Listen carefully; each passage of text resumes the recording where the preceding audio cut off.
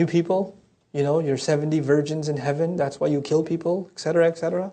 Does Quran mention beautiful spouses in paradise? Yes, He does. There's no hiding from it. And actually, when I was in my exploring religion phase, this is one of the things that I couldn't answer for myself. Why does God mention this? And actually, of course, none of you sisters have this question, but you know sisters that have this question.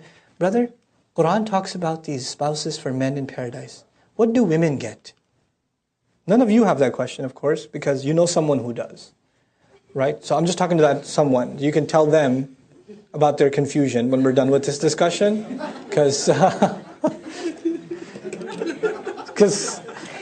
never has a sister come to me and said, I have this problem. She says, my cousin, my friend, there's a sister I know who was asking me, and I was wondering how I could answer her.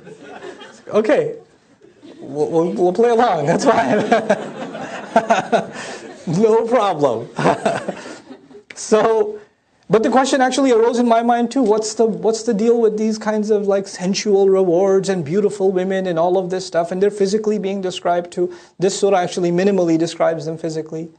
But even then, why?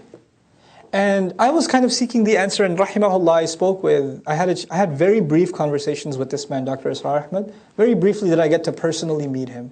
And it's a very intimidating personality, rahimahullah. He passed away.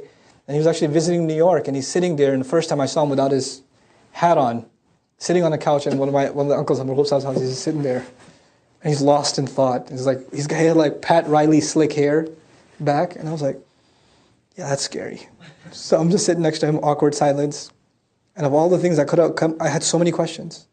I was like, so, why does Allah talk about hur in paradise? Oh God, what have I done? That's all he knew of me. Okay. So he tells me something. This is his own insight, but I found it profound. He said that he said it from one perspective, and then actually an elder that I love and respect a lot, again in New York, and shared with me another perspective, piece of wisdom that it's satisfied me at least. I don't know if it'll satisfy you, but I'll share what I found to be satisfying to me. He said, young men in a society that are exposed to fahsha all the time, the thing that the Prophet fears for his ummah is shamelessness the most. And our religion, compared to any other, is the most conservative and the most restricting when it comes to interactions between men and women. From dress code, to the kinds of conversations you can have, to khalwa, to being alone with a non-mahram, to the settings and gatherings and things like that. It has the most restrictions. After all, you guys haven't gone through it, but if you get a chance, go back to the recordings and go through Surah An-Nur. Surah An-Nur talks about even the code of people coming and knocking on your door, that they shouldn't just walk into your house. Let the women make the arrangements and be in a separate place and all of that. There's a proper code, and so much so that there are hours of the day where your children can't walk into the bedroom. They have to knock outside. You have to have code put in your home for gender interaction. It's pretty amazing stuff. How boys after a certain age or kids after a certain age can't share a blanket. They can't even share a blanket with each other. There's so many incredible restrictions about this stuff. There's so many precautions about this stuff in our religion. It's kind of something to wonder about. And then the exact opposite is described in Jannah. Right? This is a young man, he's got no restrictions, he's got beautiful spouses and this and that, and they're this beautiful and that beautiful, and their attributes are being described. And Dr. Sahab rahimahullah said, this is precisely why. This young man is going to go to college and he's going to keep his eyes low, and there's going to be a girl barely dressed. He's going to say, hey, how you doing? And he's not going to look back. He didn't say it that way, but he's not going to look back, and he's going to say, Allah has better for me. No, Allah has better for me. Allah has better for me. And he's just going to keep himself safe.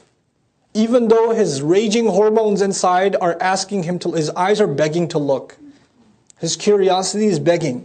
The opportunity is there, the freedom is there, the youth is there, the energy is there, the looks are there, everything is there for him, but he says, no, I'm going to hold back, I'm not going to do it. I'm not going to even take one step in that direction. Allah has better for me. All his friends are heading in that direction and he doesn't, and then it's only a matter of Allah's brilliant justice that in Jannah, the drinks that we were forbidden, He offers. The joys we denied ourselves, Allah offers and says, look how you held yourself back, here you go, enjoy. Go ahead. I've opened that door for you. So it's actually the reversal of the same restrictions Allah has put on us in this dunya. That's why haya is so important here. You want to party in Jannah, you better watch your haya here. Allah doesn't deny that we have temptations. He doesn't deny that we have thoughts. He doesn't deny that, waswasa comes to us all the time. Read psychology on how many times men think about these things in a day, the average man. You can't deny this, that it's there. That Allah put it inside us. زُيِّنَ لِلنَّاسِ حُبُّ الشَّهَوَاتِ مِنَ النِّسَاءِ, number one. But Allah will allow that to be exercised in Jannah in this way. Now, the second issue is Allah described this for men. How come He didn't describe such a thing equivalent for women? We get multiple wives. How come they don't have multiple husbands, etc., etc.? If you want to be really crude about it. So, this was another bit of wisdom. It was actually, I was asked to do an experiment at Sunday school. I was asked to conduct an experiment. It was an experiment with a bunch of teenage boys and a bunch of teenage girls. And to both, the question to be asked was, so if you could have anything you want, as many times as you want, without any restrictions, nobody will find out, you won't get any trouble, and it's not going to be, you're not even religiously liable. You could have whatever you want right now, what would it be? Okay? What would it be? And so like about 100 boys are being asked that are teens, and 100 girls are being asked that are teens. The boys have an ijma' in the ummah. There's no variation. I mean, other than spelling errors, there's no diversity in the answers. The interesting response actually comes from the girls. And by the way, the boys saying that, it confirms what Allah Himself said, subhanahu wa ta'ala. زُيِّنَ لِلنَّاسِ حُبُّ الشَّهَوَاتِ مِنَ النِّسَاءِ. Men were programmed with desire for women. Allah beautified it in them. Done. And just proof of that. The girls were the interesting answers. Can we have 5 more minutes? Just a couple more minutes. Just two more minutes. They hand you the paper. No, can I have it back? I just thought of something else. Crossing it over again. And then multiple answers. I can't think of one thing. My favorite answer that was given by multiple sisters, not all of them, but multiple. It depends.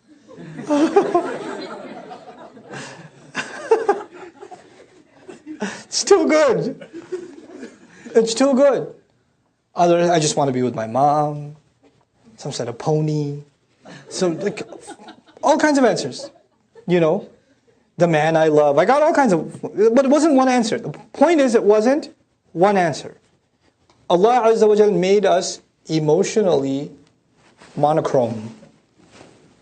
We're just one way. Overwhelmingly. I mean, there are unique individuals that love books more than they love women, or, there are those.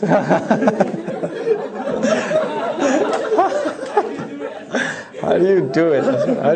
Okay. But overwhelmingly, He made us one way. And so Allah described it. Now, I don't want to appease to sisters. This is my own conviction, and I'm not shy. Personally, I don't think I'm shy to explain what Allah Azza wa Jal does. We have to be true to Allah's word. We're not here to make anybody happy or upset. We're just here to explain to the best of my understanding, what Allah Azza wa Jal says. Okay? In my personal opinion, the rewards of women described in Jannah are actually more eloquent. They're more eloquent. I'll share with you an Arabic expression you might be familiar with. رُبَّ سُكُوتٍ, I don't know, the quiz is on Monday. رُبَّ سُكُوتٍ أَبْلَغُ مِنْ كَلَامٍ. Perhaps silence speaks more loudly than speech. Allah Azza wa Jal is silent on this, not to say that there are no rewards, but they're beyond words. And this happens in the Quran, as a matter of fact. There are rewards for different kinds of deeds. But sometimes there are deeds that are so magnificent to Allah that they can't even be put in words. So what does Allah say about those kinds of deeds? فَأَجْرُهُ عَلَى اللَّهِ. Then the compensation of such a deed is on Allah. Allah will take care of it. He doesn't even say gardens and rivers and spouses. It's beyond description. So He just says, I'll take care of them. It's on me. That's the reward, by the way, incidentally, that indescribable reward is for someone who forgives somebody. Even if they have had the power to take revenge and they still forgave, then that person gets a reward that can't even be described. Allah just says, I'll take care of him. Ajruhu, it's on Allah. Allah will take care of him. Subhanallah. Now, For women's rewards not to be described is not to take away, but to actually elaborate, further leave to the imagination. And incidentally, no Muslim believer, man or woman, should feel like they're going to be shortchanged. Get to Jannah, you won't be disappointed. What am I going to get though? I don't know if I'll like it. You'll like it. What's the proof you'll like it? Surah Fussilat. Surah number 41. Allah Azza wa Jalla says to all of humanity, وَلَكُمْ فِيهَا مَا تَشْتَهِي أَنفُسُكُمْ. You will have whatever you desire. That's open to men and women. Whatever you want will be there. And then some. And then some. وَلَكُمْ فِيهَا مَا تَدَّعُونَ. And whatever you might come across later might pop in your head. You place an order for something later on. Oh wait, but I wanted that too. Fine, you can have that too. You can't just, it's not like you already placed the order, it's non-refundable. You're stuck with it. No, you can change your order. You can order something else. Great. That door is open to both men and to women.